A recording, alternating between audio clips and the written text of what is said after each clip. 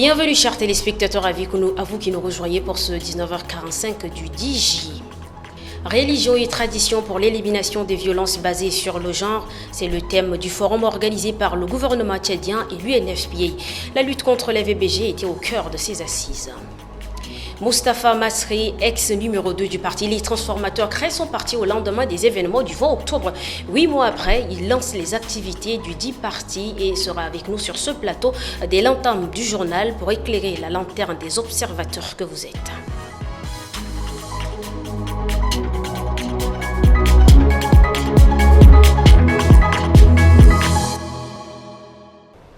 Bienvenue si vous nous rejoignez. Au premier titre, le Forum national placé sous le thème « Religion et tradition pour l'élimination des violences basées sur le genre » a pris fin ce 10 juillet. C'est une initiative du gouvernement en partenariat avec l'UNFPA.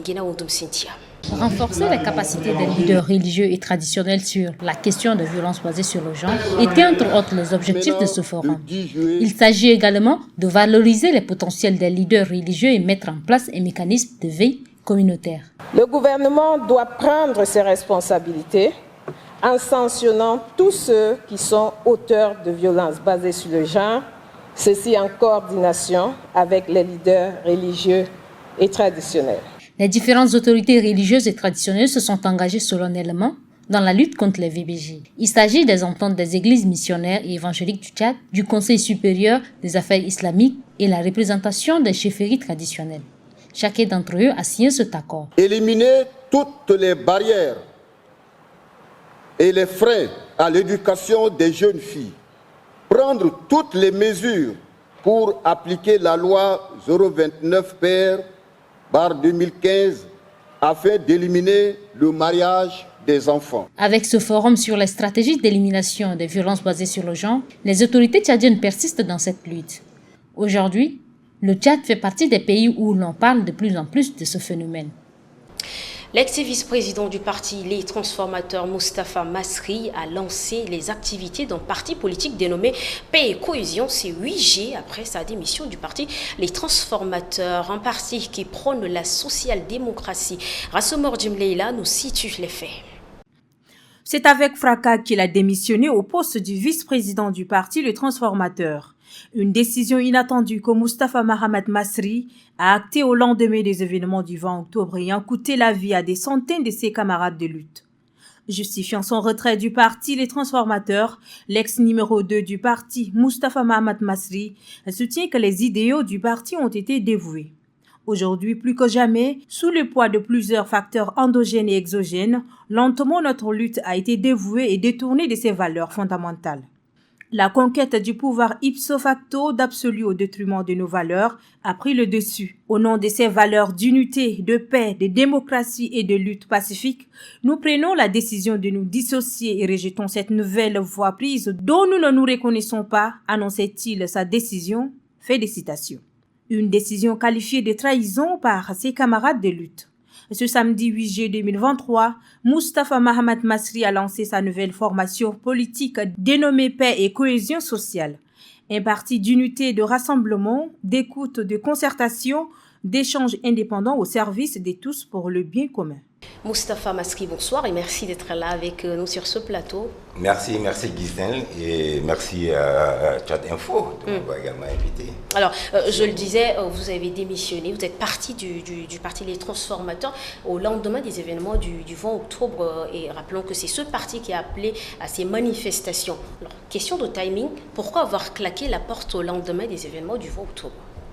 Bon, avant tout, vous savez, je n'ai pas l'habitude encore de revenir sur ce sujet. Okay. Pour moi, ça fait partie du passé. D'accord. Et j'avais été également assez clair lors de ma démission dans une conférence de presse assez succincte où j'avais expliqué tout ce qui était les causes de mon départ.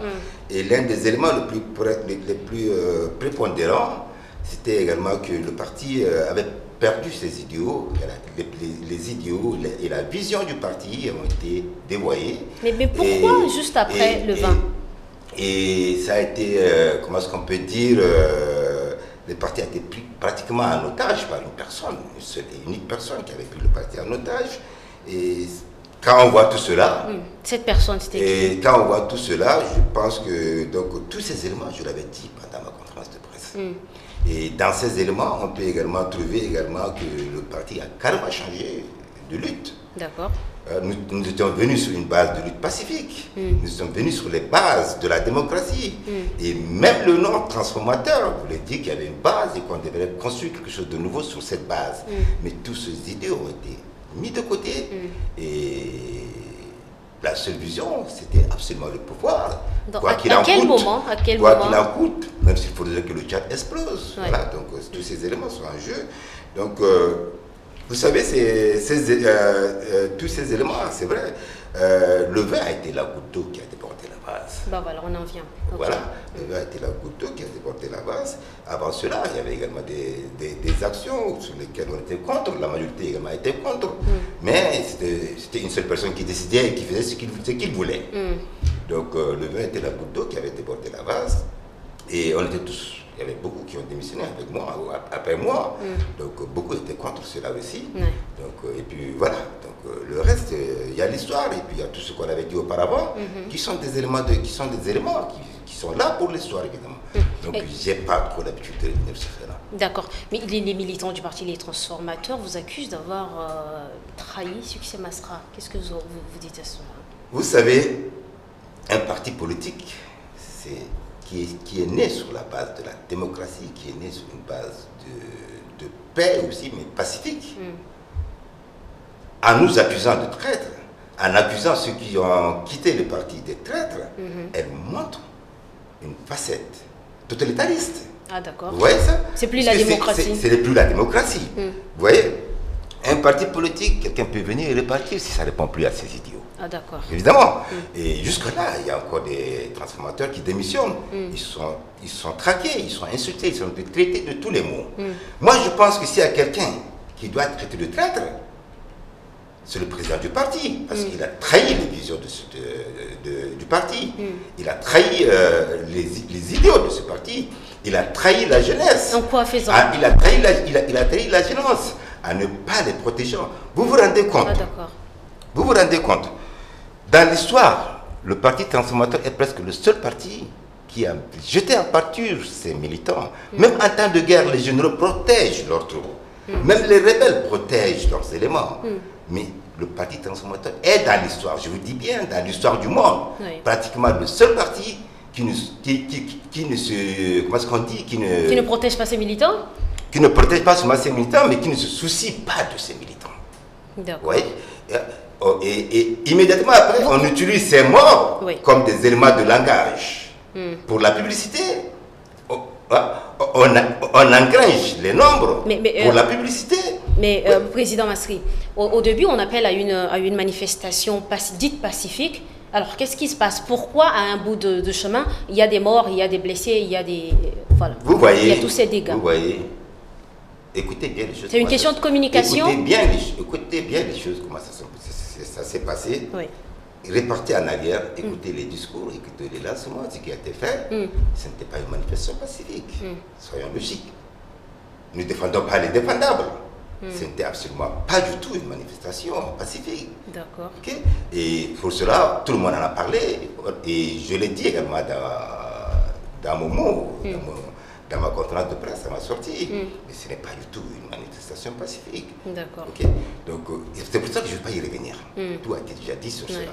Okay? Donc, voilà. Alors, beaucoup d'observateurs pensent que le MPS est derrière la création de votre parti, qui a lancé ses activités il y a 2 jours, le 8 juillet. Vous répondez quoi? Vous savez, tout se dit et tout s'invente. D'accord. Okay? Vous venez de dire que nos militants, nos anciens camarades nous accusent de traîtrise, ceci, cela. La vérité a été dite. Certains nous accusent de vouloir affaiblir le parti des transformateurs. Et dans ce cas de contexte, évidemment, ce n'est pas nos démissions. Ce n'est pas le fait qu'on quitte, parce qu'il y a une transition qui a été faite au niveau du décisionnel, au niveau des transformateurs. Et ce n'est pas nous qui affaiblissons tout cela. C'est le président de ce parti qui s'est affaibli en ne pas se basant sur la lutte démocratique, sur la lutte pacifique. Donc vous dites également par là que... sur la base des idéaux de ce parti. Maintenant, quant au MPS, Le MPS est un parti politique comme tout autre parti politique.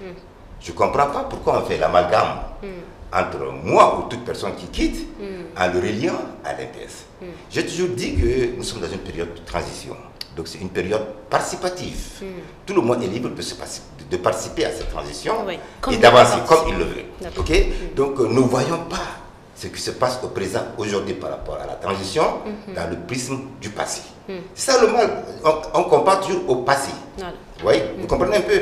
Donc le MPS n'a absolument rien à voir avec mon parti, ni absolument rien à voir avec moi personnellement. Merci d'avoir répondu à nos questions. Surtout, merci pour votre disponibilité. Merci à vous, Ghislaine, et merci à Tchad Info, et bon vent ainsi qu'à tous vos techniciens. Bon vent au nouveau parti. Merci.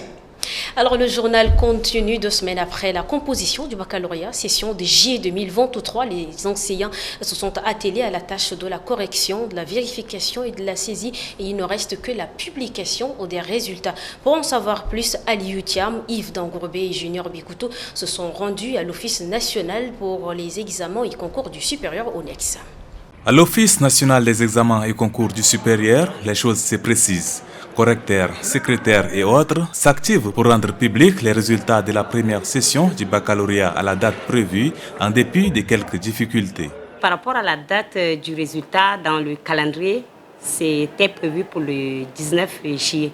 Et donc, nous sommes en train de s'activer pour pouvoir respecter cette date qui est la date du 19 juillet. Et pour les candidats, je leur demanderai d'être patients, avoir la foi en eux-mêmes pour le travail qu'ils ont fait. Et d'ici le 19 comme prévu, ils auront leurs résultats. Selon un arrêté signé conjointement par le ministre de l'Enseignement supérieur et celui de l'Éducation nationale, les résultats de la première session du baccalauréat devront être connus le 19 juillet 2023. Pour rappel, ce sont 93 944 candidats, toutes séries confondues, qui ont composé cette première session.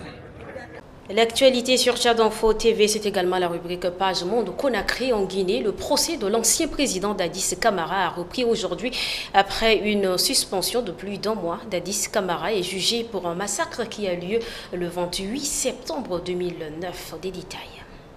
Le procès avait été suspendu le 29 mai dernier, les avocats refusant de plaider en raison de retard de paiement. Malgré un accord trouvé entre les parties pour reprendre les audiences le 21 juin, une nouvelle suspension avait été décidée suite à une grève des gardiens de prison. Aujourd'hui, le procès a donc repris, mais les avocats maintiennent la pression sur le ministère de la Justice, réclamant toujours le règlement de leurs honoraires. Ils ont donné jusqu'à la fin du mois de juillet au gouvernement pour résoudre ce problème. L'ex-dictateur Dadi Camara et plusieurs anciens responsables militaires et gouvernementaux sont accusés de nombreux crimes, notamment des assassinats, des violences sexuelles, des actes de torture, des enlèvements et des séquestrations commis lors du massacre de septembre 2009. Les chiffres officiels font état d'au moins 156 morts et des centaines de blessés, mais il est probable que le bilan réel soit beaucoup plus élevé. L'ONG Human Rights Watch exprime son inquiétude quant à l'avenir du procès, soulignant l'importance de rendre justice aux victimes de ces atrocités. C'est la fin de cette édition. Merci à vous, chers téléspectateurs, de l'avoir suivi. Merci à toute l'équipe de la rédaction. Retrouvons-nous demain pour un autre numéro du 19h45. D'ici là, l'information continue sur Tchad Info TV et sur notre site internet. Bonsoir.